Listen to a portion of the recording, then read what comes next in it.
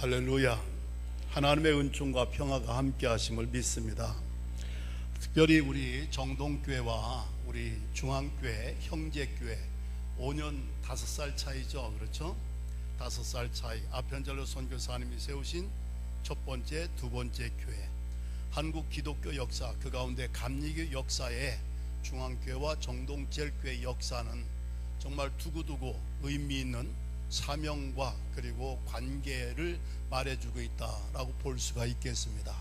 자, 정동에서 11년 이제 막 채워가는데요, 중앙교회 와서까지 이렇게 말씀을 전할 수 있게 된 것을 큰 영광으로, 또 특권으로 생각하며 하나님께 영광을 돌리고, 또 저를 불러주신 목사님과 여러분들께도 감사를 드립니다. 중요한 것은 우리 모두가 은혜 받기를 원합니다. 하나님께 영광 돌리기를 원합니다. 한번 저를 따라 해주시면 좋겠는데요. 그러므로 너희 마음의 허리를 동이고 근신하여 예수 그리스도께서 가져다 주실, 예수 그리스도께서 나타나실 때에 가져다 주실 은혜를 온전히 바랄지어다. 아멘. 은혜를 받는 성도의 자세를 얘기해 줬는데요, 마음의 허리를 동이고 근신하라고 했어요. 저희 교회도 바로 지난주 중에 수요일부터 토요일 새벽까지 춘천중앙 권호서 목사님 모시고 부흥성회를 했습니다. 제가 말씀을 듣는데요, 마음의 허리를 동이고 근신하는 마음 가지고 은혜를 받았습니다. 할렐루야. 그런데 마음의 허리를 동이고 근신하면서 어떻게 예수 그리스도께서 나타나실 때에 가져다 주실 은혜를 온전히 바랄지어다. 놀라운 말씀이에요. 예수님이 재림하실 때 가져다 주실 은혜가 있을 뿐만 아니라 오늘 또 예수님께서 이 성회를 통하여 우리에게 가져다 주실 은혜가 분명히 있는 줄로 믿습니다. 아멘. 은혜 받길 원하시죠? 원하시죠? 따라합시다. 그렇다면 온전히 바랄지어다. 아멘. 적당히 기대하지 말고, 적당히 받으려 하지 말고, 온전히 갈망하고 사모하며 바랄지어다. 베드로전서 1장 13절에 있는 말씀이에요. 이번 성회에 먼저 저와 여러분이, 전하는 종이나 말씀을 듣는 여러분이나 예수 그리스도께서 가져다 주실 은혜를 온전히 바라고 온전히 받는 우리 모두가 되기를 주님의 이름으로 간절히 축원합니다. 그러기까지 어떻게 하라겠어요? 그러므로 너희 마음의 허리를 동이고 근신하여. 출애굽할 때 이스라엘 백성들이 허리에 허리띠를 두르고서 신발을 신고 준비했던 것처럼 뭔가 새로운 역사가 시작될 즈음에 영적으로 긴장되고 뭔가 간절한 마음으로 준비하고 그러면서 출발을 해야 한다, 그런 말씀인데, 그때 우리가 취할 자세 뭘까요? 근신하는 마음과 자세를 가져야 한다는 얘기입니다.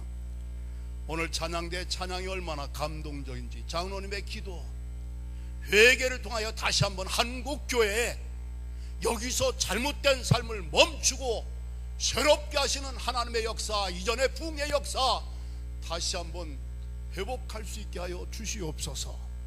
발언할까요? 예수 그리스도께서 가져다 주실 은혜를 온전히 받게 하여 주시옵소서.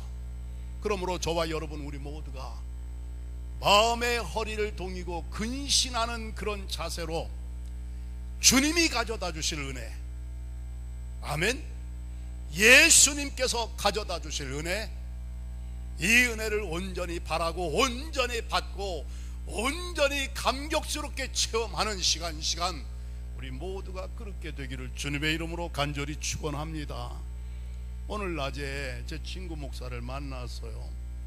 제가 이름을 대면 금방 알만한 목사님인데, 오늘 저녁에 사실은 제가 중앙교회가 설교를 하게 되었노라고 했더니, 참 영로 목사님 중앙교회 기적이야, 기적. 제가 그 말을 듣고 가끔 생각이 나는 거 있죠. 이형로 목사님을 1년여 전에 중앙교회 담임 목사로 청빙 결정한 거, 그 목사님의 말대로 하면은 하나님이 베풀어 주신 기적이라는 거예요. 할렐루야. 그러다 보니까 제 생각에 우리 이영로 목사님이 기적의 사나이구나, 그런 생각이 들어요. 중앙교회가 기적을 이루고 경험한 교회가 되었구나. 할렐루야. 할렐루야. 그 친구 목사님이 무슨 뜻에서 그런 표현을 썼는지 모르지만 평소에 사용하지 않는 말이면 틀림이 없습니다. 이영로 목사님 중앙교회 담임 목사 된 거, 담임 목사로 청빙하게 한 거, 이건 감리교 역사의 기적과 같은 사건이다 라는 말씀인데, 이영로 목사님 실력이 없는데 좋은 교회 됐다는 얘기 절대 아닙니다. 오해하지 마시길 바랍니다. 아멘. 예, 중앙교회가 어쩌면 그렇게 꼭 중앙교회, 또 이 시대 감리교에 필요한 준비된 귀한 종을 담임 목사로 청빙했는지 그 자체가 기적이라는, 저를 부흥회로 초청해 줬기 때문에 이영로 목사님한테 좀 유리한 얘기를 좀 곁들여서 해야 되겠어요. 8년 동안 저와 동역을 했습니다. 제가 11년 목회에, 그렇다면 정동제일교회 부임한 지 3년여쯤 되었을 때 부담임 목사로 저와 동역자가 되어서 장장 8년이라는 세월을 지냈어요.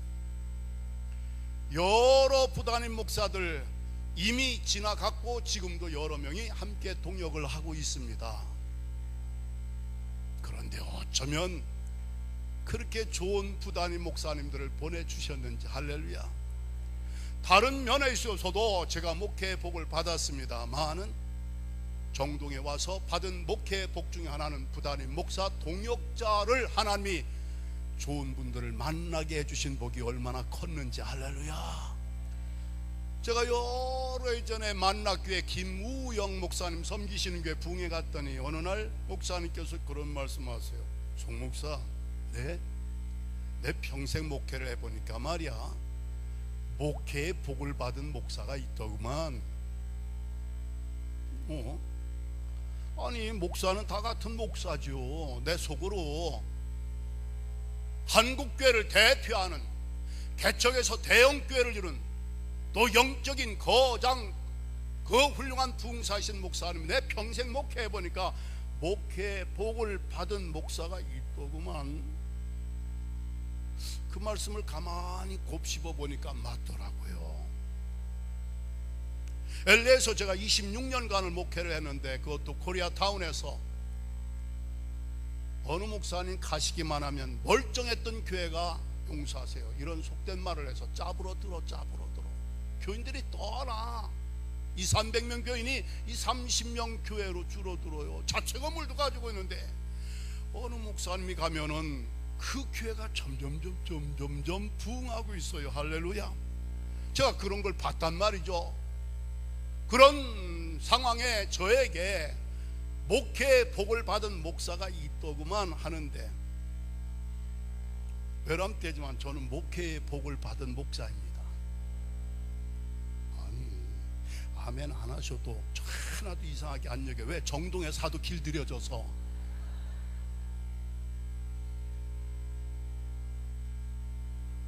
아니, 정동제일교 담임 목사쯤 됐으면은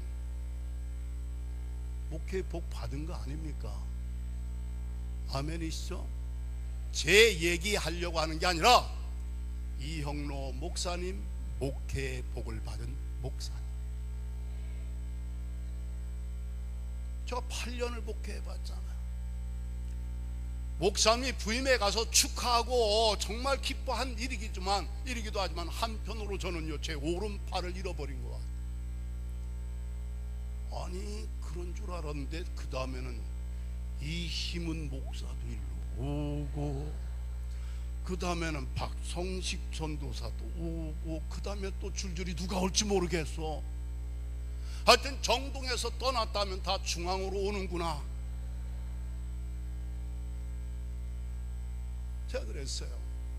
이 훌륭한 목사님, 전도사님, 이영로 목사님이 이해하고 들으세요. 키운 사람들. 아멘. 키운 사람.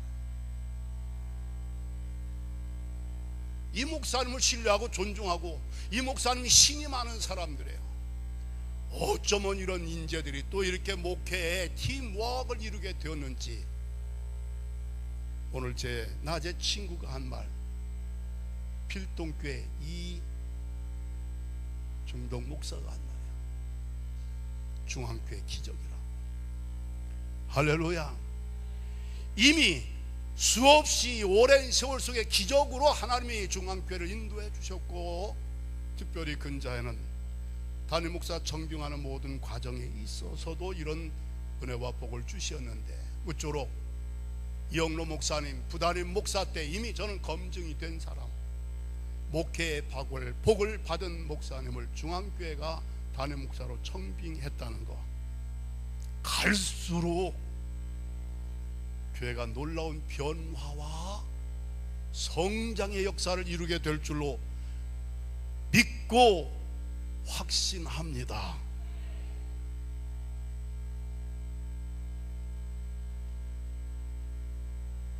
변질되지 말고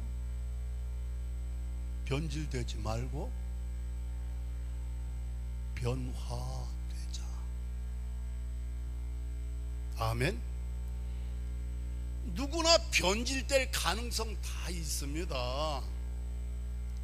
처음 사랑 잃어버릴 가능성 누구에게나 다 있어요. 처음에 열정 시들시들해질 수가 있습니다. 죄송한 말씀이지만 역사가 오래되었다는 거 상당히 이건 복된 일입니다. 아멘. 우리 정동제교회 역사가 오래됐고 중앙교회 역사가 오래되지 않았습니까? 오래된 역사를 가진 교회에 어느 날 하나님께서 제게 이런 좋은 생각을 주셨어요. 한번 따라 하시길 바랍니다. 나이는 거저 먹는 게 아니야. 와, 여기 우리 교회 장로님들 몇 분 계신데 솔직히 말씀드릴게요. 오래된 교회 쉽지 않아요. 만만치 않아요. 힘들어요. 복잡해요. 용서하세요. 정동의 청빙을 받았을 때에 제가 여러 가지 사정 때문에 제가 정동의 부임을 할 수 없는 입장이란 그런 말씀을 드렸습니다만 결국 오게 됐는데, 그런데 사람들이 하는 말도 있고 또 제가 느끼는 말도 있습니다. 좀 쉽게 말씀드리면, 왜 내가, 용서하세요, 목회 이만큼에서 앞으로 이만큼만 하면 은퇴하는데 이 나이에 정동 종갓집에 가서 시집살이를 해야 돼?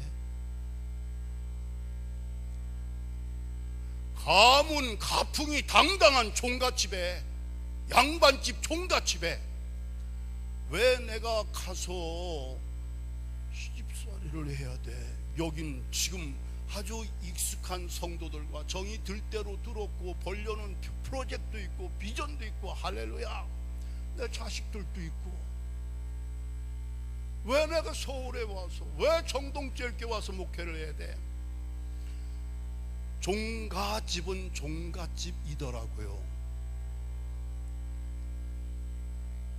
연륜과 역사가 오래된 교회는 그 오래된 만큼 가풍이 있다는 얘기를 긍정적으로 얘기할 수 있고, 또 한편으로는 부정적인 이유도 없잖아, 있다는 얘기입니다. 근데 어느 날 하나님께서 제 마음에 나이는 거저 먹는 게 아니야, 그 한마디로 정동에 대한 이해와 인식을 완전히 복되게 해주신 거 있죠. 이 오랜 역사 속에 하나님이 함께 하셨다는 거. 정동 얘기하니까 아멘이 안 나오는 것 같은데, 중앙교회 5년 5살 차이밖에 안 나잖아요. 128년 역사, 나이는 거저 먹은 게 아니야. 아멘. 안 겪은 시련과 고난이 어디 있어요? 그 오랜 세월 흘린 눈물이 얼마나 많았겠어요. 희생과 헌신이 얼마나 많았겠는가. 그 오랜 세월 동안 하나님께서 돌보시고 역사하신 그 간증이 얼마나 많이 있는가. 너 이제 이 교회 갓 와서 불과 몇 년 목회하지 않은 네가 정동제일교회 함부로 판단하지 말라는 얘기입니다. 나이는 거저 먹는 게 아니야. 목사님 아셨죠?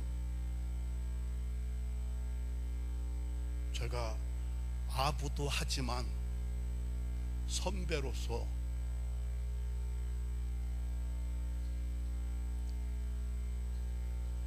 역사 오래된 교회 목회할 때 힘들 때가 있을 거예요. 좀 예? 저 봐서 알잖아요. 나이는 거저먹는 게 아니라는 거. 아니 그럼 정동교회는 뭐 이상한 거 있다는 얘기입니까? 제 말씀은 오랜 역사와 연륜을 가진 교회, 사랑도 그렇잖아요. 살다 보면은 처음 사랑이 시들시들해지고 약화되잖아. 변질될 가능성이 누구에게나 있다는 얘기인데, 하나님께서는 여러분과 저에게 변질되지 말라는 얘기입니다. 아니, 변화를 거듭하라. 성화의 길로 가야 한다. 그런 교회와 성도들 되시길 주의 이름으로 축원합니다. 피카소라는 정말 대단한 작가가 되겠죠. 한 번은 동네 길을 산책하다가 동네 어귀에 누가 낡아 고장이 났던지 쓸모가 없던지 그래서 버린 자전거, 쓰레기로 버려진 겁니다. 그걸 보고서 그냥 지나칠 법도 한데, 그 버려진 쓰레기처럼 처리된 그 자전거를 가져다가 작품을 만들었대요. 1942년도에. 그 작품의 이름이 뭘까 했더니 황소머리래요. 황소머리. 자전거의 안장을 뜯어가지고 황소의 얼굴을 해놓고 손잡이를 뜯어가지고 붙인 거 있죠. 아니 나도 할 것 같아. 자전거 버려진 거, 고물 쓰레기 주워다가 안장 뜯고 핸들 뜯어가지고 붙여놨어요. 봤더니 그럴듯해요. 황소머리야. 제목이 50년쯤 지났을 때 영국의 경매 시장에서 293억 원에 팔렸다. 이게 억은 일단 많다는 얘기입니다. 10단위가 아니고 100단위예요. 293억 원이에요. 버려진 쓰레기처럼 처리된 이 자전거, 굳이 오늘 주제와 연관을 진다면 더 이상 쓸모없다고, 쓸데없다고 포기된 겁니다. 달 변할까요? 변질된 거예요. 옛날 막 처음 샀을 때 자전거에 그런 모습이 아닌 겁니다. 그런데 피카소의 손이 닿음으로 말미암아 그 쓰레기로 버려졌던 자전거가 작품이 된 거예요. 293억 원이나 가는 조형물, 귀한 작품이 됐다는 겁니다. 변합니다. 우리 인생이 변질될 가능성 다 있는데 하나님께서 우리에게 손을 대시면은, 작업을 하시면은, 아멘, 상상도 할 수 없는 작품으로 가치가 달라지는 거예요.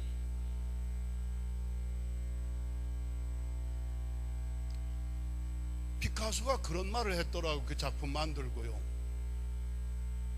비록 버려진 쓰레기라 할지라도 그 속에 있는 위대한 가능성을 발견하면은 위대한 작품의 재료가 될 수 있다. 자기도 쓰레기로 봤나 봐요. 쓰레기라 할지라도 그 속에 가능성을 보는 사람의 눈에는, 또 그 사람의 손에 붙잡히면은 작품이 된다는 거예요. 위대한 예술품의 재료가 될 수 있다. 그런 말씀을 했는데, 좀 듣기 거북하시겠지만 일단 여러분, 우리가 좀 못났다 할지라도, 별 볼 일 없어 보인다 할지라도, 내 인생 이제 끝장나서 볼장 다 봤어, 나는 아무도 나를 원치 않아, 쓸모없대, 응? 직장에서도 가정에서도 나는 아무런 쓸모가 없대, 가치가 없대, 버림받은 것과 같은 그런 신세가 혹 되었다 할지라도 주님께서는 우리 안에 가능성을 보십니다. 그리고 우리에게 손을 대십니다. 작업을 하십니다. 버려진 쓰레기, 고물, 자전거가 위대한 작품이 되어서 가치가 달라진 것처럼 하나님은 얼마든지 변질되었고 될 수밖에 없는 우리 인생, 아니 세상 사람들의 가치로 볼 때는 별 유용성이 없어 보이고 내놔야 고물값 받을까 말까 그게 고작인데, 하나님의 손이 닿아서 작업을 하시면 상상 못할 가치 있는 존재로 변화된다는 것, 이 사실을 믿고 그 은혜를 받을 수 있는 우리 모두가 되기를 주님의 이름으로 축원합니다. 오늘 보니까요, 나무 얘기에 나무. 흔히들 인생을 나무로 비유하기도 하지 않습니까? 될송 싶은 나무는 떡잎부터 나무도 사람을, 나는 참 포도나무요, 나무라고 하셨어요, 예수님께서도. 오늘 본문에 나온 나무를 보니까 조각목이라는 나무예요. 조각목이라는 나무는요, 영어 번역에 보면은 휘띠 우드라고도 나오고 아카시아 우드라고도 나와 있습니다. 아카시아 나무 계통의 나무예요. 대략 그 정도로만 이해를 하시면 되겠습니다. 그런데 유대인들은 이 조각목을 가리켜서 뭐라고 하는가 했더니 땔감으로도 못쓸 나무. 쓸모 있는 나무, 쓸모 없는 나무? 쓸모 없는 정도가 아니라 땔감으로도 못 쓸 나무래. 완전히 무용지물입니다. 아무런 가치가 없다는 거야. 아무런 쓸모가 없다는 얘기입니다. 조각목 하면 딱 떠오르는 말 입력을 해놓으세요. 조각목은 무슨 나무다? 땔감으로. 그래야 더 실감이 나요. 쓸데없는 나무 이 정도가 아니라 조각목 무슨 나무? 땔감으로도 못 쓸 나무. 그런데 성경 보니까 하나님께서 모세에게, 모세야, 조각목 가지고 법궤를 만들어라. 저는 이 대목에 엄청 감동을 받았어요.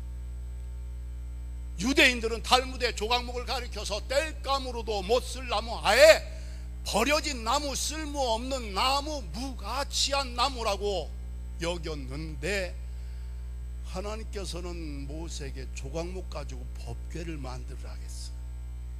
뭐 법궤를 직접 본 바는 없으시지만 하여튼 법궤가 대단한 거라는 건 우리가 알지 않습니까? 그렇죠? 오늘 읽은 성경 쭉 더 읽어 내려가면요, 법궤를 만들고 그 위에다가 속죄소를 만들고, 그때 내가 거기서 너희를 만나고 너에게 이를 모든 말을 너에게 전하여 주리라. 할렐루야. 법궤는 하나님이 만나주시는 자리래. 아니 법궤 속에는 뭐가 있어요?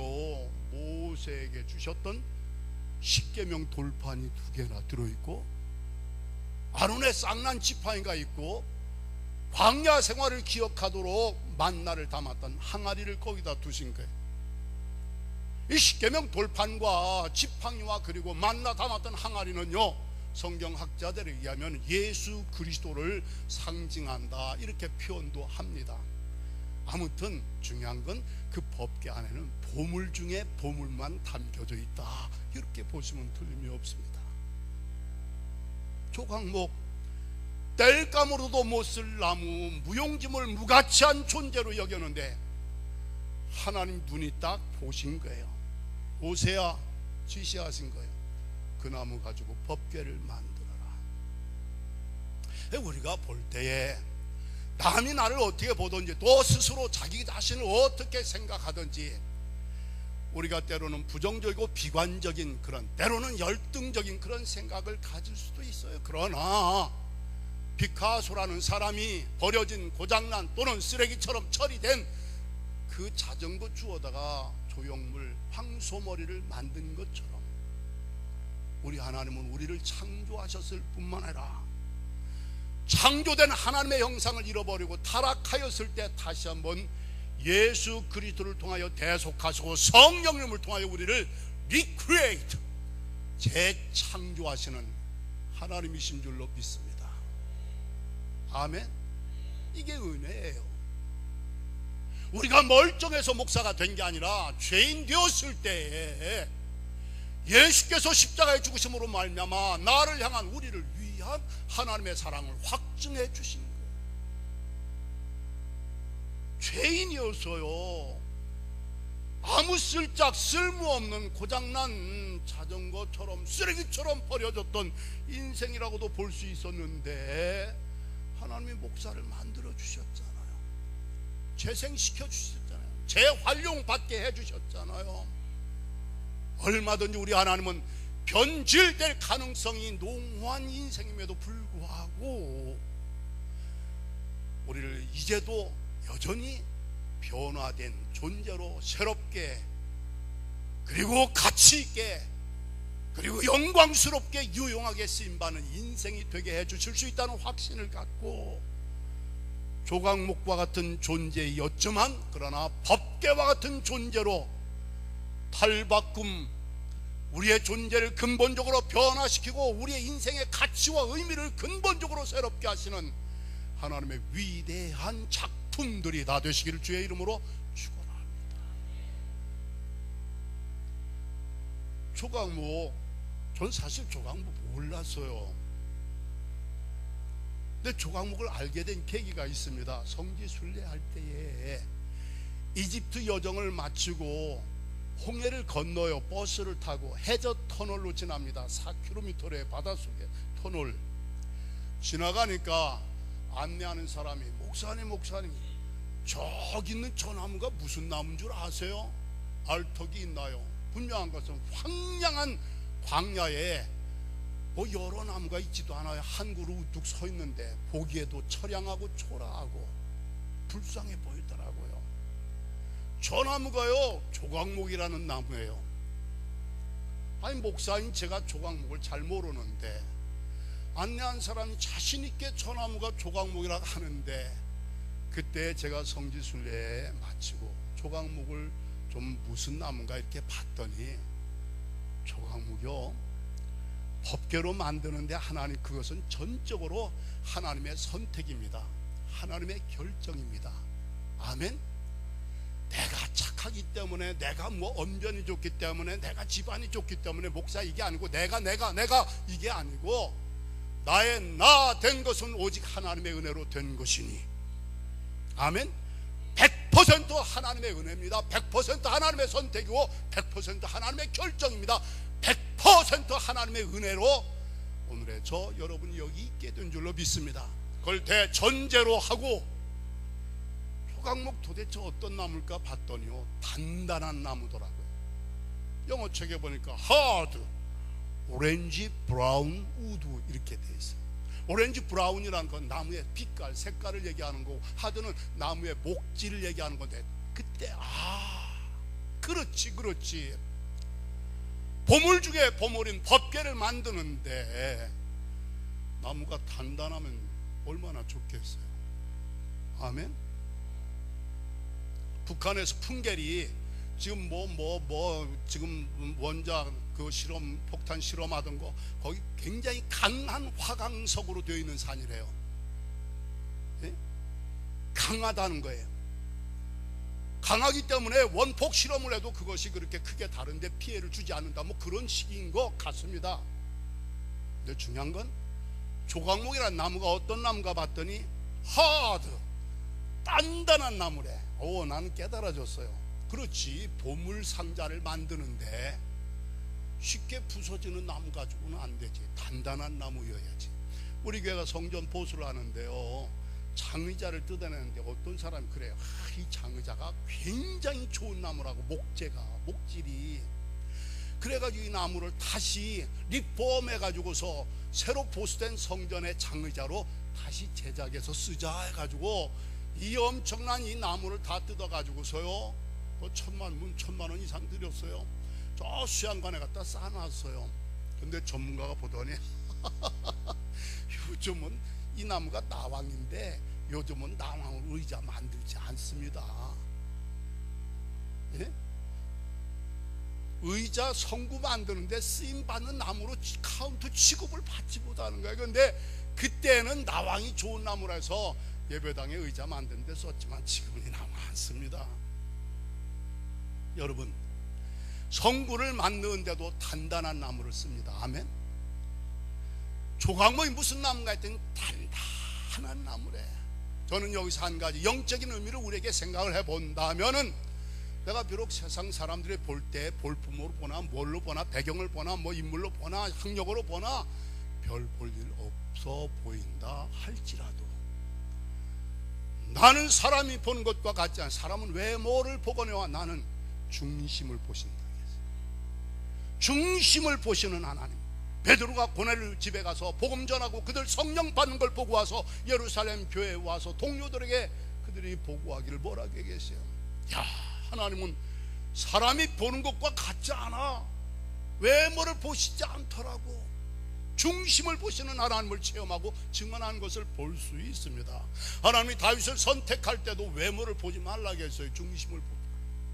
성도 여러분, 조각목은 별 볼 일 없어 보이고 또 쓸모없는 나무처럼, 아니 화목으로도 땔감으로도 못 쓸 나무라고 버림받다시피 했지만, 하나님은 모세를 통하여 장인의 손을 통하여 법궤를 만들어 쓰임받게 하셨는데, 전적으로 100% 하나님의 선택, 하나님의 결정, 하나님의 은혜인데 굳이 그 목질을 생각해 보니까 단단한 나무였다 이 얘기입니다. 이사야서 26장 3절에 한번 따라 하시길 바랍니다. 심지가 견고한 자는 주께서 평강하고 평강하도록 지키시나니. 심지 마음의 중심, 그 신앙의 의지가 견고한 사람은 조각목처럼 주님께서 평강하고 평강하도록 지켜주십니다. 모세에게, 여호수아에게 주님 거듭하신 말씀, 강하고 담대하라. 사랑하는 믿음의 형제 자매 여러분, 우리의 중심을 보시는 하나님께서 보실 때에 다른 건 몰라도, 아니 세상 사람들이 나를 조각목처럼 땔감으로도 못 쓸 나무 취급하고 외면하고 소외시키고 내동댕이 친다 할지라도, 하나님 내 중심을 보신다는 거, 내 신앙의 중심, 내 내면의 심지가 견고하면은 하나님께서 반드시 법궤로 만드는 데 쓰시고 평강하고 평강하도록 지켜주신다는 거, 보배롭고 보배롭도록 존귀하고 존귀하도록 쓰임받게 하신다는 거, 이 은혜를 체험할 수 있는 우리 모두가 되어지기를 주의 이름으로 축원합니다. 저희 어머님이요 17살, 18살쯤 그렇게 시집을 가셨는데 아버지가 또 연세 차이가 많이 나셨어요. 사실 이건 좀 개인적이고 가정적인 얘기인데 많이 나셨어요. 요즘 띠동갑 하면 차이 많이 나는 거죠. 띠동갑 정도가 아니고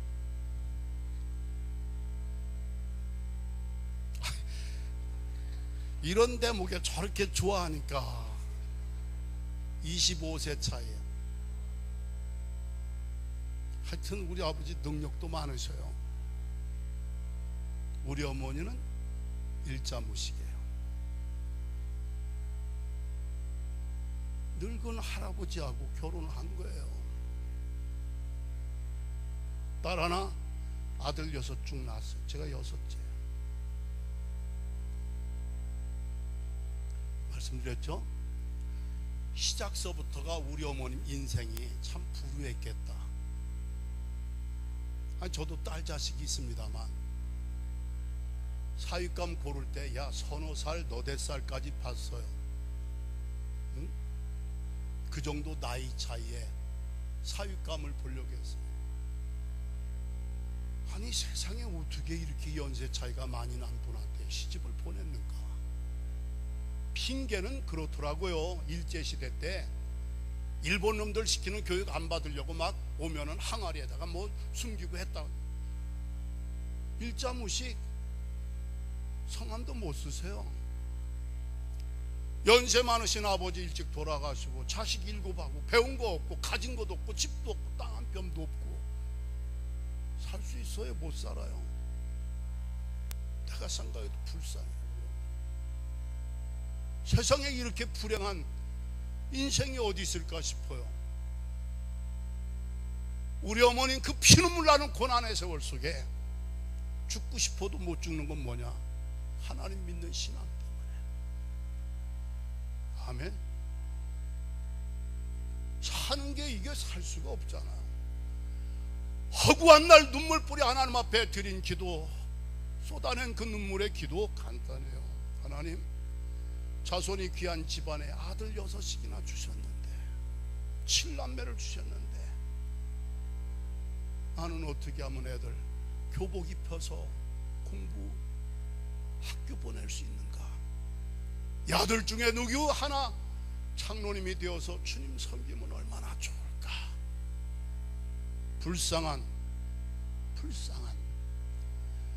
과부의 눈물 어린 기도를 하나님이 들어주신 거 있죠. 아멘. 우리 누님이 80이 훨씬 넘었죠. 지금 검신 나왔어요. 그 옛날에 마지막에는 안식관 관장으로 은퇴했어요. 미국에 가서 잘 살고 계세요. LA에 아들 하나 딸 둘 뒀는데 아들이 목사예요. 감리교 교육국 총무까지 지냈어요. 딸 둘, 하나는 예일여고, 서울음대, 아리조나 주립대학 석사, 박사, 사우스다코타 대학의 오케스트라 악장 교수. 잘 됐다는 얘기입니다. 딸 하나도 또 잘 되고, 큰형님 미술교사로 은퇴, 장로님으로 은퇴, 둘째 형님 장로님으로 은퇴, 셋째 형님 목사로, 넷째 형님 목사로, 다섯째 목사로, 막내 권사로. 세상의 시골, 제가 고향 논산인데요, 가난해서 제가 중학을 못 다닌 사람이에요. 중학교 시험 봐놓고 입학금이 없어서 중학을 못 다녔다니까요. 남 얘기할 거 없이 저 때만 해도 중학교도 못 다닐 형편인데, 이 7남매가 대학 교육을 받았다는 거. 아멘. 아니 제가 어떻게 대학을 다니고 대학을 나오고 유학과 석사를 하고 박사를 하고 어떻게 그 불량한 환경 속에서 어둠의 세상에 살면서 방황했던 제가 목사가 되느냐는 얘기예요. 다시 말씀드릴게요. 누나가 전도사 됐다겠죠. 신학 나오고 감신 나오고 대선배예요.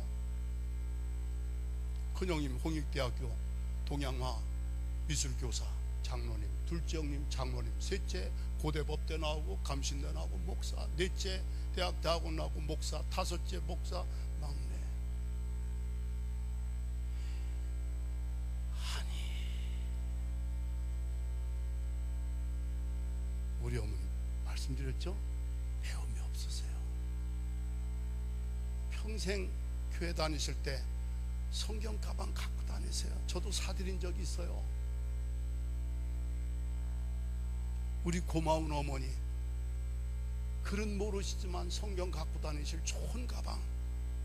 그 옛날에 제가 공부할 때 별 볼 일 없는 그 시절에 금강재화에 가면은 거기 가죽으로 만든 가방 팔더라고요. 평생 가방은 들고 다니지만 일자도 못 읽으십니다. 배움도 없고 가문도 그렇고 남편도 그렇고 돈도 없고 아무것도 없는데 어떻게 우리 하나님이 그 신앙의 중심을 보신 거예요. 아멘. 눈물겨운 과부의 그 기도 눈물을 보고 들으셔서 그 덕분에 여기 그 증인 중에 하나가 여기 있잖아요. 중학교도 못 다녔던 제가 시골에서 그냥 껄렁껄렁 그럭저럭 살다가 끝날 제 인생이 어떻게 이렇게 와서 중앙교회 와서 말씀을 전하는 목사가 되었나? 어떻게 정동제일교회 그 대단한 교회 단임 목사가 되었느냐 이거. 할렐루야. 하나님은 우리 어머님의 눈물을 보셨고 기도를 들으십니다. 1985년에 해마다 5월 달에 각 도에서 훌륭한 어머니 한 분씩 뽑아요. 충청남도에서 우리 어머님이 뽑혀가지고 청와대에 가서 유경수 여사하고 점심도 잡숫고 시계도 금가락지도 선물로 받고 나오셨어요. 할렐루야. 제가 미국에서 부흥회를 하러 한국에 나올 기회가 종종 있는데 제가 자라난 고향교회 논산 제일교회입니다. 그 부흥회를 하게 됐어요. 마침 저기 어머님 앉아 계시고 큰형님 둘째 형님이 앉아 계세요. 장로님들 두 분 다 장로님이거든요. 어머님 좀 모시고 나오라고. 어머님 제 옆에 서시고 큰형님 둘째 형님 두 분 장로님 서시고 우리 어머님의 인생 그 기구한 세월과 세상 고향교회 다 알잖아요. 응? 우리 어머님 평생에 부르셨던 찬송가 지금까지 지내온 것 주의 크신 은혜라. 1절 다 같이 부르고 2절은 어머니께 제가 마이크를 대드렸어요. 몸도 맘도 연약하나 세임받아 사다 물 붓듯이 부으시니. 할렐루야. 3절 다 같이 불렀어요. 제 일생에 가장 감격스럽고 감사한 순간 중에 하나는 뭘까? 고향교회에서 어머님과 함께 찬송 부르며 부흥했던 거예요. 용서하세요. 우리 어머니는 세상적인 인간적인 현실적인 사람들의 말대로 생각대로 한다면은 조각목 정도가 아니었어요. 그러나 저는 그 누구보다도 우리 어머님을 위대하게 보고 있는, 존귀하게 보는 거예요. 나 평생에 설교할 때 반드시 어머니 얘기는 한 번 하고 넘어가요.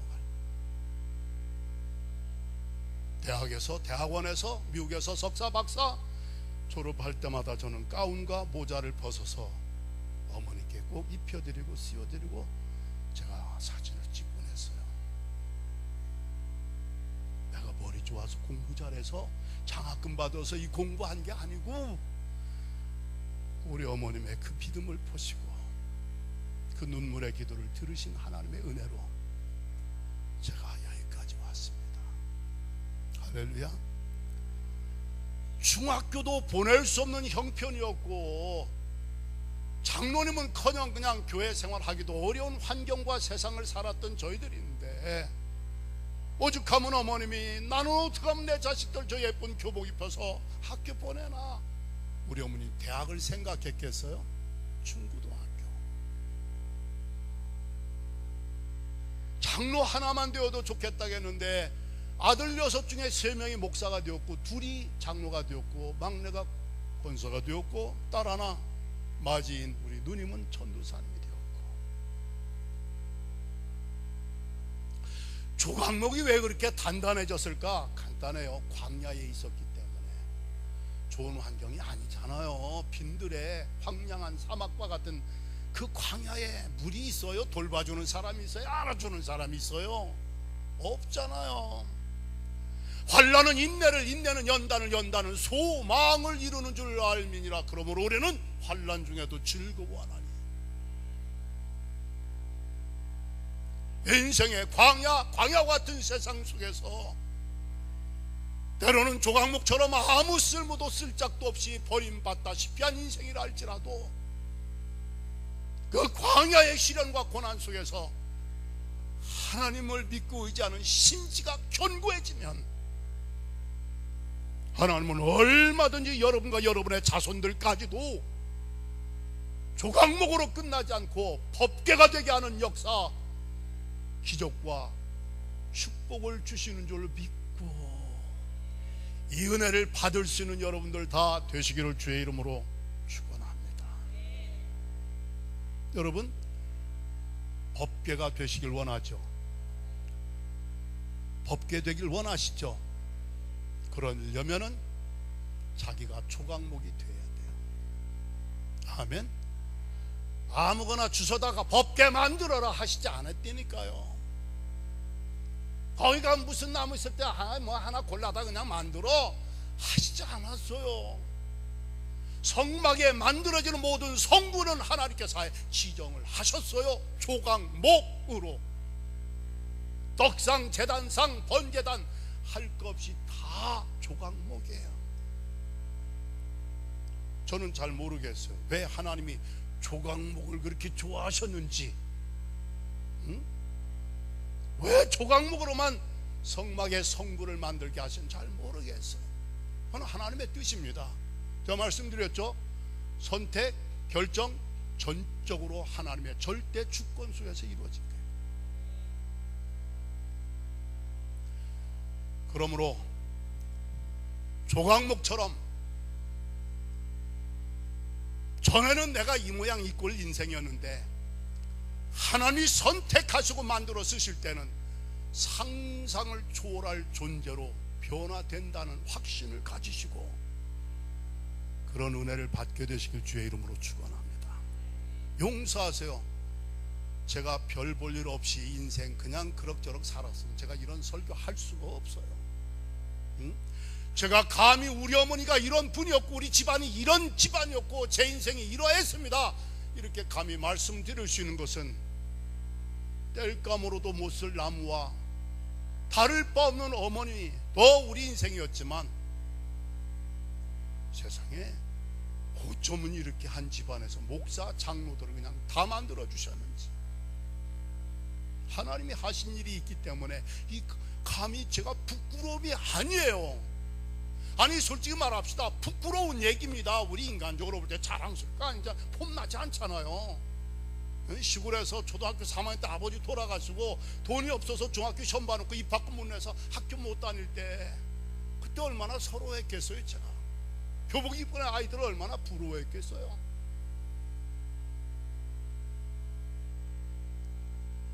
그러므로 여러분 법궤가 되시되 조각목을 잊지 마시길 바랍니다. 내가 잘생겨서 인물 좋아서 학력 좋아서 가문 좋아서 내가 뭐 교회 생활 열심히 했기 때문에 나 장로 됐고 목사 되었다. 삼천포입니다. 성경을 모르는 사람, 은혜를 모르는 사람이에요. 아멘. 법궤는 조각목에서 만들어진 거예요. 그걸 알아야 돼. 출신 배경과 성분을 잊으면 안 돼. 이스라엘아, 너희들이 다른 민족보다 인구수가 많아서 내가 선택했느냐? 아니잖아. 그런 식으로 말한다면 너희들은 제일 약한 족속이야. 수적으로 본다면. 근데 내가 택한 거 까불지 말라는 거예요. 응? 너 잘나서 너 막강해서 내가 택한 게 아니야. 내가 택한 것은 너의 인구수 보고 한 게 아니라 그거 하나님 결정이에요. 은혜란 얘기입니다. 조각목을 보니까 조각목은요 아까 말씀드렸죠. 시띠 우드 또 아카시아 우드. 아카시아 나무 뭐가 있어요? 가시가 있잖아요. 가시가 있잖아요. 가시 없는 장미꽃은 없대요. 그렇죠? 어떤 사람은요 장미꽃을 보고서 Some people complain 하나님 앞에 불평 투덜거린대요. 왜 이놈의 가시가 이렇게 많습니까? 근데 똑같은 가시 이 장미 한 송이를 놓고 Some people praise God 하나님을 찬양한대요. 가시 때문에 꽃 때문에. 아멘. 똑같은 장미꽃 한 송이를 놓고 어떤 사람은 꽃으로 감사 찬송하는 사람이 있고 어떤 사람은 가시 때문에 불평되고 투덜거리는 사람이 있대요. 따라합시다. 가시 없는 장미꽃은 없다. 아멘. 저 집은 걱정할 거 근심거리가 없을 거야. 다 있어요. 다 있습니다. 없는 사람 없어요. 조각목 무슨 나무일까? 가시투성이의 나무. 가시투성이의 나무. 그런데 탈무드를 보니까요 아주 좋은 그것을 제가 발견했습니다. 따라합시다. 우상을 만드는 일에 가시나무는 쓰여진 적이 없다. 영적인 의미입니다. 가시나무는 우상 만드는데 안 쓴대요. 쓸모없대요. 하나님이 법궤를 만드시는데 우상 만드는 나무는 안 쓰신다는 얘기예요. 아멘. 출애굽기 20장 5절과 6절의 말씀 보니까 우리 하나님은 질투하시는 하나님이래요. 질투하시는 하나님인데 너희는 우상을 만들지 말고 절하지 말고 섬기지 말라. 이것은 하나님이 미워하시는 거야. 미워하는 자, 하나님을 미워하는 자의 죄는 갚되 아비로부터 아들에게까지 3, 4대까지 갚으신대. 이 하나님 질투가요 사랑입니다. 꼴 못 봐요. 우상 숭배하는 꼴 못 봐. 우상 숭배하는 자는 하나님을 미워하는 자네. 하나님이 그 죄를 갚으시는데 3, 4대까지 벌을 주신다는 거예요. 반면에 하나님을 사랑하고 그의 계명을 지키는 자에게는 하나님이 은혜를 베푸시되 자손 1000대까지 주신대. 자손 1000대가 뭔가 했더니 자손 1000명에게까지 주신다는 거예요. 남매, 사위, 며느리, 손주 둘둘 지금 8명에 1000에서 8 빼면 앞으로도 엄청난 거예요. 지금 할렐루야. 대조적이에요. 우상을 만들고 절하고 섬기는 자는 하나님을 미워하는 자대. 그 죄래요. 하나님 죄 꼴 못 보신데 갚으신데 벌 주신데 자손들까지 망한다는 얘기예요. 그러나 하나님을 사랑하고 그의 계명을 지키는 자에게는 은혜를 베푸시되 베푸시는 은혜 받을 만한 성도들 되시길 주의 이름으로 축원합니다. 아멘. 1000대까지 은혜를, 1000명의 자손들까지 복을 주신다는 얘기인데, 이 조각목을 보니까 가시돋친 나무인데, 아니 좀 매끈매끈한 백향목 나무도 있고 뭐 쭉쭉쭉 방방 뭐 뻗어나간 나무 많을 텐데 꾸불꾸불하고 뭐 비틀리고 말이야. 가시투성이 작업하기도 힘들어요. 그렇죠?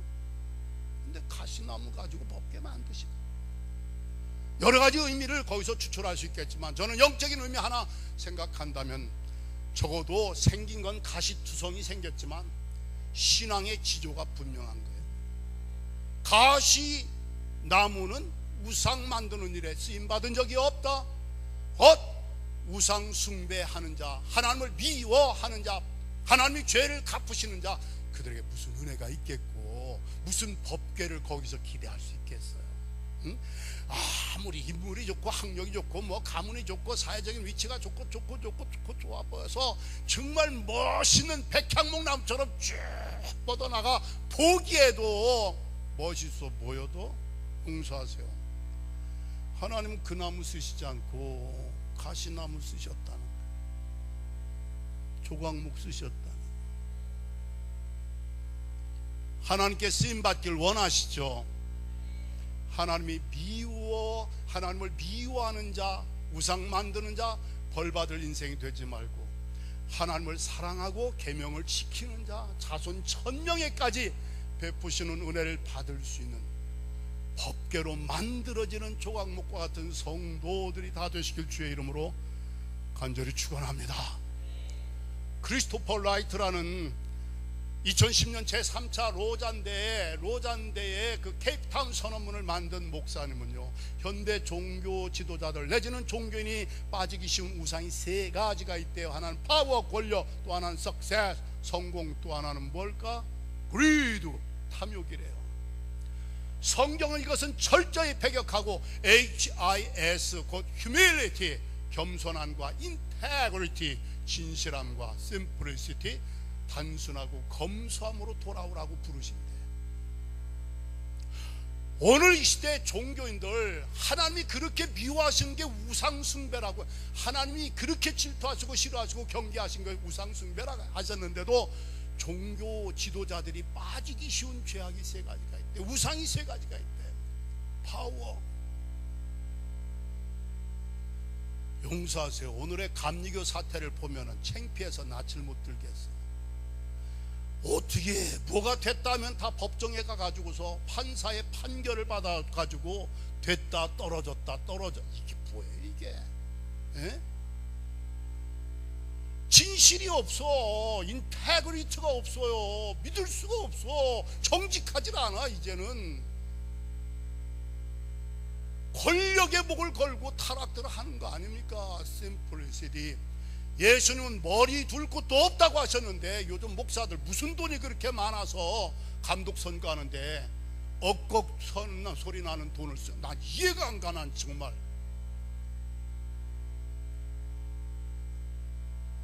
용서하세요. 예배당 크게 진 것도 하나님께 큰 헌신이 될 수도 있지만 자칫 잘못하면은 그 많은 교인 수와 예배당과 예산이 우상이 될 수도 있어요. 오해하지 말라겠어요.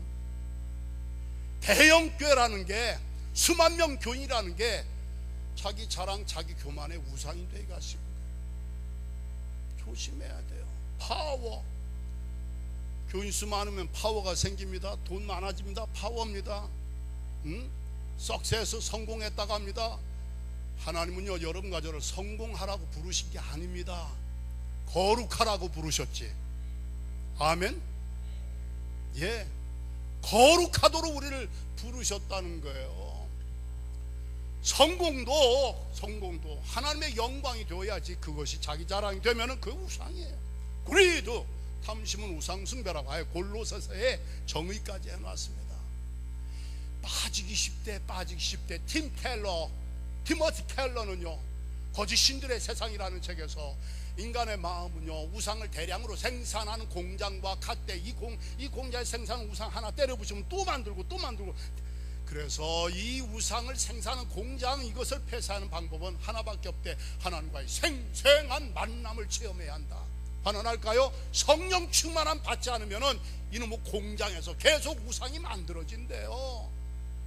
목사의 마음도 우상을 만드는 공장이 될 수 있다는 거 아닙니까? 하나님 제일 미워하시네. 벌 받을지. 가시나무는 우상 만드는 일에 쓰임 받은 적이 없다.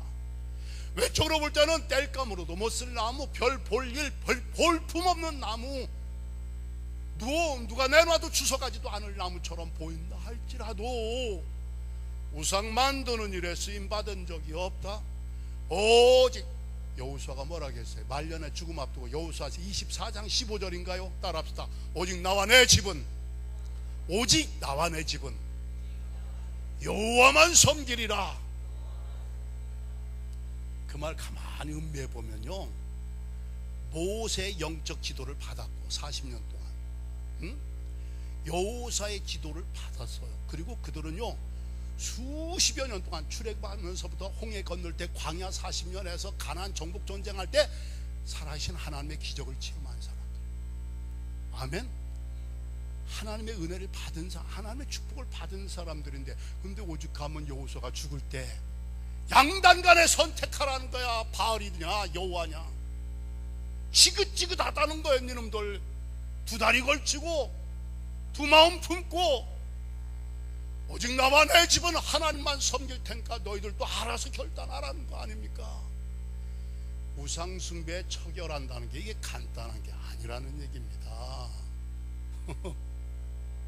이스라엘 백성처럼 날마다 만나와 메추라기 구름기둥과 불기둥, 여러분과 제가 은혜 체험했다 해도 그렇게 실감나는 체험 해본 적이 있어요. 그걸 체험하고도 40년 동안 그들의 발이 부르트지 않고 굶주리지 않도록 먹이고 입히시고 다 돌봐주셨는데 얼어 죽지 않도록, 아멘, 일사병에 걸리지 않도록, 구름으로 월사병에 걸리지 않도록 불로 했는데 여호수아가 죽을 때에 한 말이 제발 하나님만 믿자는 얘기 아닙니까? 우상 숭배 좀 그만하고. 여러분, 이게 옛날 유대인들의 얘기가 아니라 오늘 이 시대 현대 종교 지도자들이 빠지기 쉬운 우상.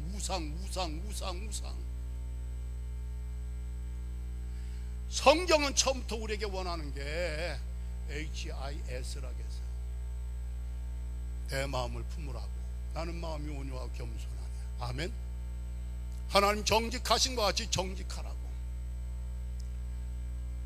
공중의 새도 여우도 굴이 있고 집이 있지만 보금자리 있지만 난 버리고 둘 곳도 없어. 이거 알고 따라오려면 따라오고, 나 따라오면서 호강하려고 하면 아예 접으라는 얘기 아닙니까?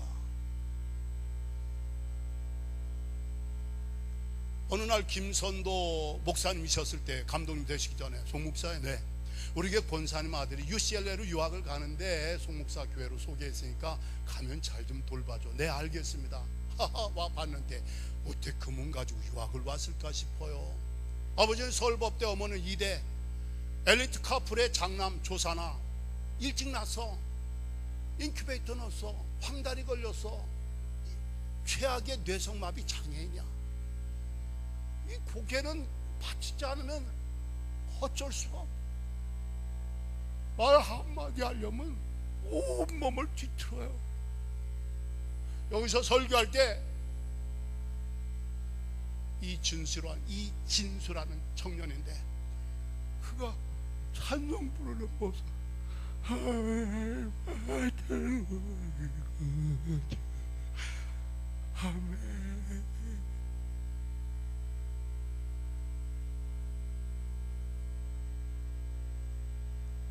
그런 친구가 초등학교 다닐 때 어머니가 압구정동 개발하기 전이래요. 버스 없고 학교로 등하교를 6년을 한 거예요. 어머니 초등학교 2번 다닌 거야. 남들 숙제 30분이면 할 거 얘는 서너 시간 걸려야 한대. 연필 쥐어주는 것도 어머니가 쥐어줘요. 초등학교 1등으로 졸업한 거야. 다시 발음이 안 좋은가 봐. 수석으로 졸업했대. 현대고등학교 우등생으로 졸업해. 인류대학 다 갈 수 있는데 그런 장애인을 수용할 시설이 없다는 핑계 아닌 핑계를 되자 그나마 서강대학교 캐도릭 학교에서 받아줘서 거기서 불문학을 공부를 한 거예요. 그리고 UCLA에 역사학을 전공하러 온 거예요. 사회학을 공부하려고 했는데 미국에서 어드미션을 안 주는 거예요. 그 장애 가진 사람한테. 그래가지고 결국 역사를 공부하러 왔는데, 그 친구가 김포공항을 떠날 때 한 말이 참 인상 깊어. 내가 지금 역사를 배우러 가지만 후에는 역사를 만드는 사람이 되겠습니다. 아멘. 왔는데 저문 가지고 어떻게 유학을. 여기에 있을 때는 어머니와 동생들이, 또 주변의 사람들이 밀어주고 끌어주고 붙잡아주고 지탱해줘서 다녔는데, 이제는 딱 홀로 서기를 오는 거예요. 교문 가지고 수동식 휠체어 가지고. 고생 많았겠죠. UCLA 대학원에서 공부할 때 목사님 정말 죽고 싶을 때가 많다는 그런 고민도 얘기하더라고요. 우리 청년들이 일주일에 한 번씩 가서 백혐 해주고 빨래 해주고 반찬 갖다 주고 교회 오가는 거 라이드 주고 이렇게 했어요. 근데 준수가 역사를 만드는 사람이 됐습니다. 미국 역사를 공부해서 석사과정을 마쳤고 박사과정 콜수학을 마쳤고, 그 친구가 저한테 고민을 얘기해. 목사님, 저는 제 인생의 제1, 제2관문은 통과인데 제3, 제4의 관문은 불가능하다는 거예요. 1, 2 관문은 뭘까? 한국에서 대학까지 나오고 유학까지 온 거. 제3은 뭘까? 미국에서 박사학위 하는 거. 제4의 관문은 뭘까? 장가 가는 거. 불가능. 그런데 장가 갔어. 아멘. 제가 주례했어요. 인터넷에서 문현정이라는 좋은 집에 호강스럽게 큰 따님이 연세대학교 대학원에서 불문학까지 공부한 사람이 준수 오빠한테 매력을 느낀 거야. 자기는 화초, 온상의 화초처럼 성자였는데 준수 오빠의 그 강한 신앙과 의지와 그게 너무 좋아서 부모 반대 무릅쓰고 미국에 왔어요. 결혼하겠다는데 거절하면 안 되죠. 주례했어요. 옆에 쪽문으로 신랑이 들어와도 될 법한데 차 뒤에서부터 밀체 없이 신부가 붙여가고 들어오는데 다 울었어요. 축하해줬어요. 결혼하고 나니까 교인들이 수근수근거려요. 준수가 애를 낳을 수 있을까? 아니 그렇잖아요. 그런데 쌍둥이 낳았어. 조앤나 브라이언. 지금 중학교 1학년쯤 됐어요. 벌써. 부인은 간호사가 됐어요. 남편은 클레몬트에서 MD부 공부를 했고 트리니티 신학교 시카고에 가서 닥터 오브 미니스트리. 이야, 놀랍지. 미국 남침례교단이 미국 최대 교단입니다. 두 번째 감리교단이에요. 남침례교단 역사 유사일의 최초로 그 장애를 가지고 정식 목사 안수를 받은 목사님이 됐어요. 내가 지금은 역사를 배우러 가지만 후에는 역사를 만드는 사람이 되겠습니다. 이준수 목사님, 문현정 사모님, 남가주 미랄 선교단에서 엄청 큰 일을 하고 있어요. 영어를 잘해, 컴퓨터를 잘해. 할렐루야. 한국에 나왔을 때 우리 교회 젊은이 교회, 우리 교인들 간증한 적이 있어요. 부인 사모도 간증한 적이 있어요. 얼마나 감동적인지. 자, 한 가지 깨달은 건요, 과거에는 이준수 그 청년하고 얘기하면 무슨 말하는지 못 알아들어요. 이 발음이. 목사 되고 난 다음에 하나님이 발음도 좋아지게 해주셨어요. 그리고 말하는 거 영상 자막에 그대로 띄워주기 때문에 메시지 100% 전달하게끔 해주셨어요. 그가 가장 좋아하는 말씀, 울며 씨를 뿌리러 나간 자는 정령 기쁨으로 탄을 거두리로다. 내 은혜가 내게 족하도다. 이는 내 능력은 약한 데서 온전하여 짐이니라. 그러므로 내가 나의 여러 가지 약한 것들을 도리어 기뻐하며 자랑한다겠어. 왜? 내가 약할 때 하나님의 은혜, 하나님의 능력이 온전해진다고 하셨기 때문에. 고린도후서 12장 9절의 말씀. 용서하세요. 우리 어머님을 제가 조각목으로 빗대어서 감히 말씀드렸고, 이준수 목사님을 또 내가 조각목으로 빗대 얘기했어요. 기분 나빠하지 않을 거예요. 목사님, 한 번은 공원을 지나가는데 애들이 놀던 아이들이 자기를 보고 무서워서 막 도망가는데 너무 슬펐대. 자기는 짐승이 아니고 자기는 쟤들을 해칠 사람이 아닌데 애들은 자기 모습 보고 무서워서 도망가. 너무 마음이 슬프다. 조각목 이준수. 아니, 세상에 날 때 좀 일찍 난 것이 무슨 죄가 된다고. 인큐베이터, 황달, 뇌성마비 장애, 자기 몸 하나 지탱하기도 어려운 사람이 한국에 이런 장애인이 400~500만 명이 된대요. 사명을 가지고 사는 거야. 미국의 그 많은 장애인들을 품고 그들을 섬기며 살아가는 거 있죠. 할렐루야. 하나님을 사랑하고 그의 계명을 지키는 자에게는 자손 1000대까지 복을 주신다겠는데, 그 남매 조앤나, 브라이언, 이것들이 얼마나 예쁘게 활발하게 크는지. 엄마 아빠가 그런 핸디캡을 가지고 있다는 것을 조금도 부끄러워하지. 그 사모가 위대하죠. 척척척척척이야. 그냥 휠체어 접어서 싣고 애들 하는 거. 목사님, 제가 이제 벌써 몇 년 했습니까? LA에 나성 하는 연합감리교회 제일 오래된 교회 붕에 갔는데 그 내외가 애들 다 왔어요. 제 말씀 중에 일어서서 인사 좀 하고 한 말씀 하라고 했더니 온 교우들이 얼마나 은혜를 받는지. 아멘. 여러분, 가시돋친 나무는 우상 숭배, 우상을 만드는 일에 쓰임받은 적이 없다. 오직 나와 내 집은 하나님만 섬길 거야. 아멘. 오직 하나님만 섬길 거야. 그렇게 살아감으로 말미암아 조각목, 가시투성이, 땔감으로도 못 쓸 나무 봤더니 법궤가 되어 있어. 그런 은혜와 복을 받는 우리 모두의 생애가 되어지길 주의 이름으로 간절히 축원합니다.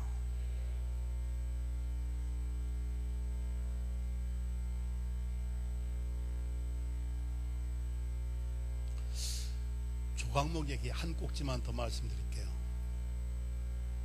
그 광야를 지나면서 저기 있는 저 나무가 무슨 나무죠? 뭐 알 리가 있나? 저 나무가 조각목이라는 나무예요. 근데 제가 말씀드렸죠, 황량한 광야에 외톨배기로 서 있어요. 한눈에도 외롭고, 참 어떻게 저기에 저 나무가 서 있느냐 싶어요. 누가 가서 뭐 친구해 줄 사람 있어요? 돌봐줄 사람이 있어요? 그 내리쬐는 태양 아래. 그런데 막 인상 깊게 마음에 와닿은 건 뭘까 했더니 나무가요, 의외로 그늘을 넓게 주더라고요. 되게 광야에 있으면 침이 없순해지는 뭐 가시만 이렇게 되면 되잖아요. 근데 이 나무는, 제가 본 나무는 그랬어요. 양산을 펴놓은 것과 같았어. 쭉 올라가더니 그 다음에는 사방으로 쭉 펴져 있는데, 책을 보니까 아랍 사람들, 중동 사람들, 사막에 사는 사람들이 하는 격언이 있더라고요. 한번 따라 하시겠어요? 그늘을 주는 나무는 베지 말자. 그늘을 주는 나무는 베지 말라라는 격언이 있더라고요. 광야에, 사막에 그늘이 어디 있어? 그런데 조각목 밑에만 가면 그늘이 있더라니까요. 그 광야에 메말라 장렬하는 태양, 목말라 지쳐 쓰러져가는 인생들에게 그늘을 주는 나무가 있는데 그게 조각목이에요. 이 광야와 같은 세상에서 나 방황할 때 주 십자가 그늘 아래 내 쉴 곳 찾았네. 아멘.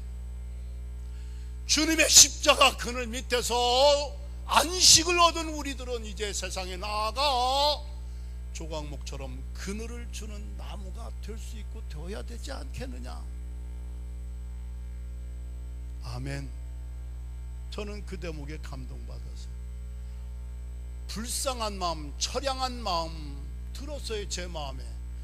잘 알지도 못하지만 한 발치에 있는 버스 타고 지나가면서 저 나무가 조각목. 그래요? 외톨이로 그 광야에 우뚝 솟아있는 그 나무가 제 딴에는 딱하게 느껴졌는데, 그 나무는 그 광야에 그늘을 주고 서 있더라 이거예요. 여러분이 이 교회에서 여러분의 선 자리에 지금 그늘이 있는가 스스로 자문해 보세요. 그늘이 있는가? 임동진이라는 탤런트 배우 출신 목사님 있죠? 중학생 때 어머니가 아들 보는 앞에서 농약 먹고 자살한 거예요. 농약 먹고 자살했어. 한이 맺힌 거야. 분노야. 어렵사리 그렇게 탤런트 배우가 되었지만 이분이 왕의 역할은 안 해본 게 없대요. 최고의 탤런트로서 그렇게 명예를 또 영광을 이룬 분인데 주벽이 심한 거 있죠. 술만 먹었다 하면은 전봇대 올라간대요. 그냥 고성을 지른대요. 누구나 도와준 놈이 있으면 나와봐. 아니 누가 뭐라 하나? 자기 도와준 놈이 있으면 나와보라고 그런대요. 근데 뭐 다 성공했지만 그 이면에는 가난하고 어려웠던 시절이 있지 않았겠어요. 그 부인 사모님께서 빚을 냈대요. 누구한테. 갚을 날 돼서 갚을 능력이 없어서 그분한테 좀 날짜 좀 연기해달라고 사정하러 갔는데, 교회에 다녀서 교회로 갔대요. 추운 겨울에 애 없고 한데 벌써 예배 시간에 다 들어가 있는 거예요. 그 예배당 밖에서, 이거 불자예요, 불교 신자예요. 밖에서 이렇게 하고 있는데 안내위원이 들어오라고 하니까 안 들어가는 거예요. 자꾸 그 사람 만나려고만. 근데 그 안내위원이 무슨 말을 했냐, 빨리 들어와요, 애기 감기 걸려요 그러더래요. 애기 감기 걸린다는 말에 쑥 들어간 거야. 예배 드리면서 은혜를 받은 거 있죠. 크리스찬이 된 거예요. 남편 전도한 거 있죠. 할렐루야.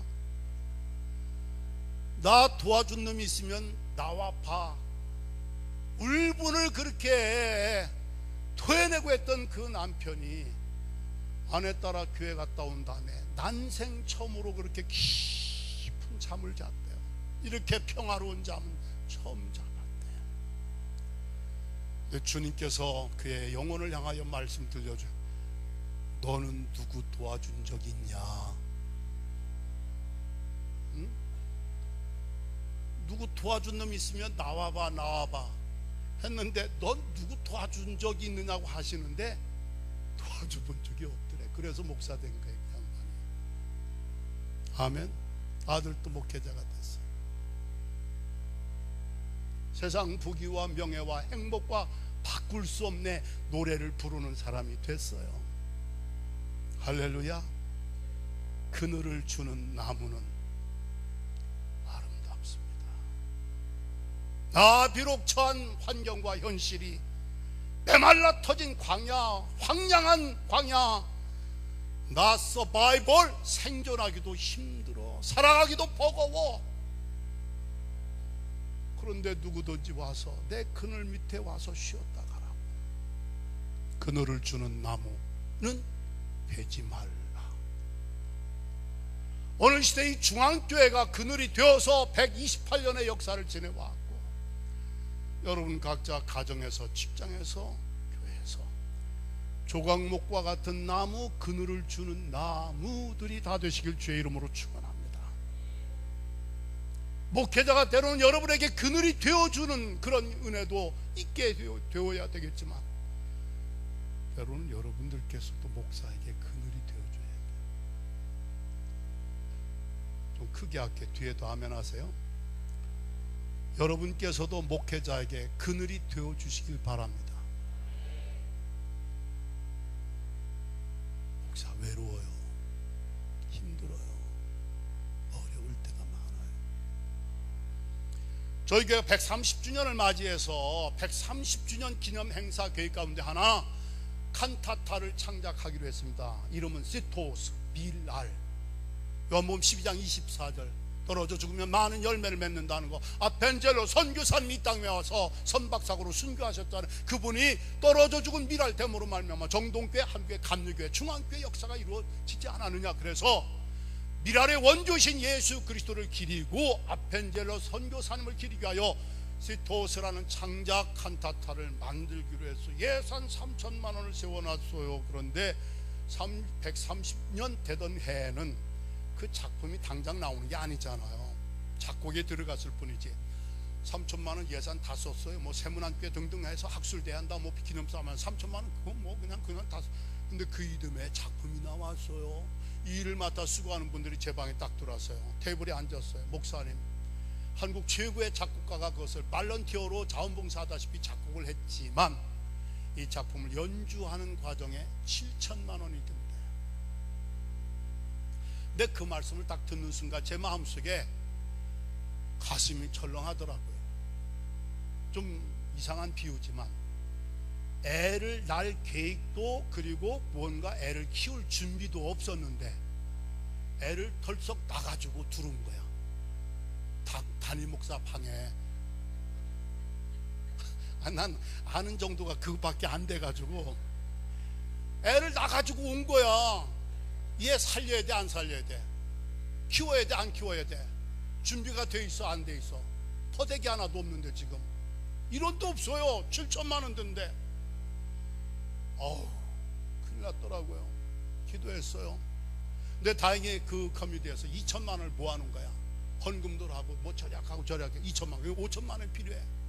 며칠 오면 기획위원회가 돌아오는데, 기획위원회 돌아오면 보나 마나 이 큰 돈 들여서 누가 결정한 적도 없고 예산 책정된 것도 없고, 그러다 보면 설왕설래하지 않겠어요. 근데 제 마음속에 이 시토스는 하나님 앞에 흠없는 제물로 드려야 한다. 상처나지 않도록 해야 한다. 제물 흠이 없어야 돼요. 아멘. 이걸 가지고 설왕설래하는 것은 상처가 나고 하나님이 기뻐하실 리가 없다. 상처 안 나게 하기 위해서는 어떻게 하나 5천만 원을 준비해야 한다는 거. 기견에 며칠 앞두고 저는 사실 누구한테 손 내밀고 못해요. 비록 하나님의 일이긴 하더라도 급하니까 하게 되더라고요. 기도 중에 어느 권사님 수요일 낮에 전화했어요. 권사님, 저녁 예배 마치고 저 좀 잠깐 만나 주시겠어요? 권사님이 오셨어요. 무슨 내용 얘기할지도 모르는데 이분이 500만 원을 갖고 오신 거예요. 저는 5명을 만나려고 했어요. 한 분당 1,000만 원씩. 그게 7천만 원이 되잖아요. 그게 그 첫 번째 만난 분이에요. 1,000만 원 부탁을 했어요. 목사님 500만 원 우선 가져왔는데요. 목사님 저한테 이런 기회를 주셔서 감사합니다. 성공해서 금요일날 연합숙회 개강 예배, 한 여성 권사님, 여성들이에요. 권사님, 목사님 제게 이런 기회를 주셔서 감사합니다. 2천만 원. 수요일날 하나, 금요일날 하나, 토요일날 새벽기도 끝나고 장로님 한 분을 대화 모임 끝난 다음에 제 방으로 좀 오시죠. 장로님 한 구자 1,000만 원. 이 얘기를 했더니 고맙죠 목사님, 제가 다 하겠습니다. 여러분 부담 갖지 마시고, 남의 얘기 같지만 형제교회니까 그때 내가 얼마나 고마웠겠어요. 아멘 좀 하죠. 목사님 제가 다 하겠습니다. 다 한다는 말은 뭐예요? 3천만 원 다 하겠다는 거 아닙니까? 얼마나 고마운지. 그러면서 대화하는 중에 목사님 이번 연주는 그렇게 해서 끝나더라도 이 연주 계획을 보니까 미국에 가서도 보훈 감사 연주회를 할 계획이 서 있는데 아무래도 교회에서 연주하고도 또 미국까지 가고 하려면 돈이 더 많이 필요할 테니까 제가 이번에 1억을 헌금하겠습니다. 내가 춤을 못 춰서 못 췄지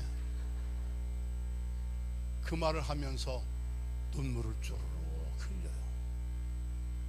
하나님께서 주신 복이 너무나 많았어요. 할렐루야. 참 고맙더라고요. 5명을 만나서 1천만 원씩 부탁을 하려는데 그 장로님까지 한 분, 두 분, 세 번 만나는 바람에 1억 2천만 원이 모금이 된 거예요. 네 번째 만날 필요가 있어요? 없어요? 안 만나야죠. 다 초과됐는데. 그래서 기견회 때도 참 장로님들이 염려하실 법 됐는데 아주 은혜롭게 잘 돼서 이렇게 해서 시토스 연주회를 130주년 하나님 앞에 찬미의 제사를 올려드렸어요. 아마 한국교회 초유의 일일 겁니다. 이 일을 보고 세문안교회도 뭘 하고 싶어 하는데 아무튼 저희 교회가 그걸 했어요. 돈이 남았어요. 미국 갈 계획을 세우는 거예요. 그런데 제가 미국에서 좀 목회해 봤잖아요. 미국에 가서 한다고 하면 이민자들 피곤해서 안 와요. 그렇죠? 여기선 돈 들여서 가는데 거기 사람들이 과연 오겠는가? 그리고 그 일을 위하여 시간 내야지, 돈 써야지, 자비량으로 뭐 비행기 값 하고 막. 그래서 제 생각에 가서 한번 연주하고 오는 것도 의미가 있지만 그것보다는 남을 것을 하자. 그게 뭘까? 아펜젤로 선교사님을 배출한 모교회와 그 신학대학에다가 흉상을 갖다가 설치해 주고자. 그리고 연주회는 최소 비용으로 하고 몇 사람만 가고 그 돈 가지고 흉상을 만들고 부조를 만들고 가서 해놓으면 두고두고 이게 기념될 거다. 이건 전혀 계획에 없던 얘기입니다. 근데 제 생각이었어요. 그랬더니 교인들이 얼마나 고맙고 착해요. 네 목사님 그렇게 하기로 했습니다. 그런데 돈은 이제부터 만들어야 합니다. 말을 누가 했기 때문에 제안을 제가 했잖아요. 흉상 만들잖아요. 우리 교회 조각가이신 장로님께서 그걸 하시는데 그것도 재능 기부하다시피 해가지고 하는데도 5천만 원이 들었어요. 돈이 있어요? 없어요? 없어요. 처음에 1,000만 원씩 5명 만나려고 했는데 3분 만나고 끝났죠. 네 번째 분 찾아갔어요. 장로님, 네 목사님 그렇게 하시죠. 5천만 원. 할렐루야. 그랬더니 거기 가면 또 동상 세우려면 그라운드 워크를 해야 하는데 기초 5,000불이던데 그걸 또 그 다음번에 그래가지고 가서 두루대학에다가 아펜젤러 동상을 설치했는데요. 제 솔직한 고백 말씀드릴게요. 목포 가시다가 선박사고로 순교하셨는데 유해를 건지지 못했잖아요. 제 딴에는 돌아가신 선교사님이 유해를 찾아서 고국에 모셔다 드리는 느낌 심정이었어요.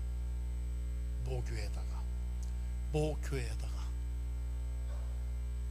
벽에다가 설치하고 헝겊으로 얼굴에 먼지를 이렇게 닦아드리면서 제가 고백했어요. 선교사님, 한국에 오셔서 17년 동안 많이 울으셨죠? 땀 많이 흘리셨죠? 먼지 많이 뒤집어 쓰셨죠? 제가 목사님 한참 뒤에 후임자인데 제가 닦아드릴게요. 할렐루야.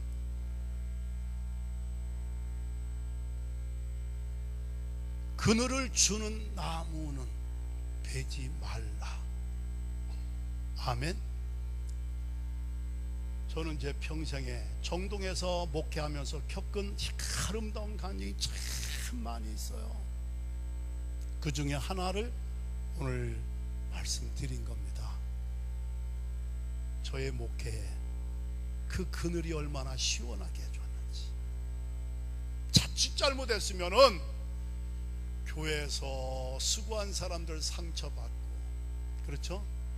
애쓴 사람들 상처받고, 교회 분란 생기고, 하나님 앞에 영광도 못 돌리고, 아펜젤러 선교사님 보은 감사 연주인데 여러분 쉽지 않죠? 60명이 갔어요.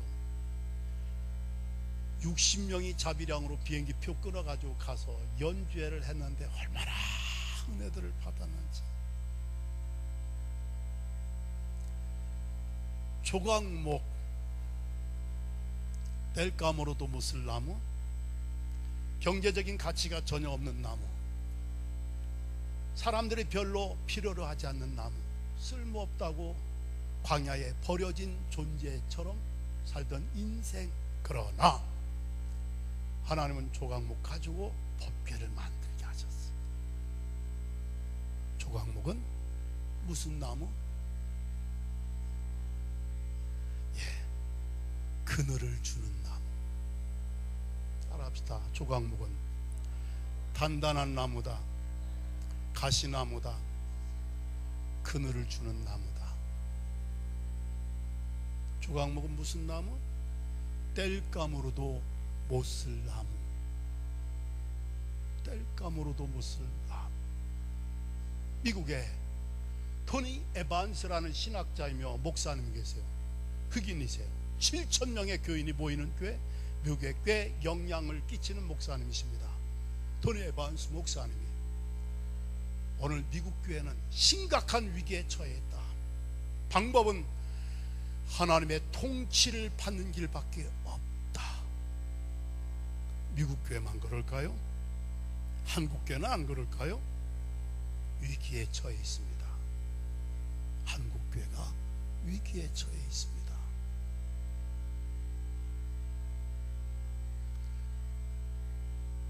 바로 어제 주일날 우리 교회 와서 축도해 주신 목사님 점심 식사하면서 그 처남이 백인교회 목회하는데 수천 명 들어가는 그 엄청나게 웅장한 예배당 다 지어놨는데 꽤 힘께나 쓰던 교회인데 지금은 백인들 20여 명 할머니들 돌아가실 날 얼마 안 남은 그분들이 전부래. 위기입니다. 토니 에반스 목사님은 방법은 하나밖에 없대. 하나님의 통치를 받는 길밖에.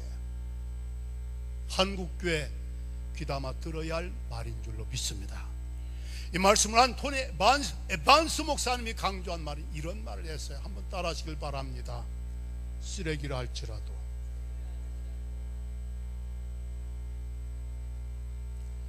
비록 쓰레기와 같은 존재라 할지라도 성령의 강물이 흘러 들어가면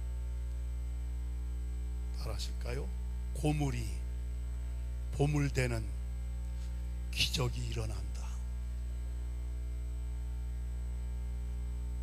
앞서는 제가 조각목 땔감으로도 못 쓸 나무로 시작을 했고, 이제는 여기 쓰레기라 할지라도, 쓰레기와 같은 존재라 할지라도 성령의 강물이 들어가면 환원할까요? 하나님의 통치를 받는 인생이 되면은 하나님의 손이 붙잡으시고 작업하시게 된다면은 고무 위에 보물되는 기적이 일어난다. 좀 얘기가 통하죠? 땔감으로도 못 쓸 나무, 그게 법궤가 된 것처럼 쓸모없어 버려진 낡은 자전거 주워다가 황소머리 293억 호가하는 예술품을 만들어낸 것처럼, 아니 피카소 손 정도가 아니죠. 하나님의 손은, 아멘, 천지를 창조하신 하나님이 다 우리를 지목하시고 선택하셔 타치하시고 작업하실 때 고물이 보물되는 기적이 일어난 것은 하나님 보실 때는 평범한 일이에요. 우리는 그걸 기적이라고 표현을 하지만, 그런 은혜를 덧입고 살아갈 수 있는 우리 모두의 생애가 되어지기를 주님의 이름으로 간절히 축원합니다. 축원합니다. 교회는 그늘을 주는 나무와 같은, 조각목과 같은 성도도 있고, 바싹바싹 목이 타들어가게끔 만드는 그런 사람들도 있을 수 있다는 것. 전자의 인생이 되겠는가, 후자 인생이 되겠는가, 법궤가 되겠는가. 사랑하는 믿음의 형제 자매 여러분, 이 광야 같은 세상에 중앙교회가 그늘을 넓게 주는 나무가 되어서 128년의 역사를 지내온 것처럼 앞으로 그렇게 되시길 바라고, 개인적으로 여러분과 저도 조각목과 같이 그늘을 주는 나무로서의 정말 고마운 존재, 감사한 인생, 두고두고 잊을 수 없는, 누군가에게 생기와 희망을 불어넣어주는 그런 삶을 살아가는 성도들이, 주의 종들이 다 되어지기를 주님의 이름으로 간절히 축원합니다. 기도하는 시간을 갖도록 하시겠어요?